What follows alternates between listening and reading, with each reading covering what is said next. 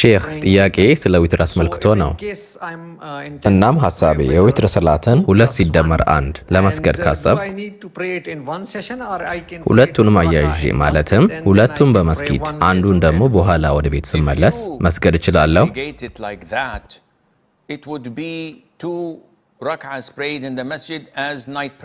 አለያይተ እንደዛ መስገድ ከሆነ እሱ የሚቆጠረው ሁለቱም በመስጊድ የሰገድከው እንደ ሌሊት ሰላት ነው። ስትመለስ የምትሰግዳት አንዷ ረካዓ ደግሞ እንደ ውትር ትቆጠራለች።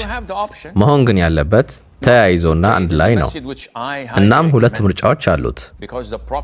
አንደኛው መስጊድ ላይ መስገድ የለብህም፣ እኔም በትልቁ የምደግፈው ማለት ነው። ምክንያቱም ረሱላችን ሰለላሁ ዐለይሂ ወሰለም ብለውታል፣ ለወንድ ልጅ አብላጫው ከፈርድ ሰላት ውጭ በቤቱ መስገዱ ነው።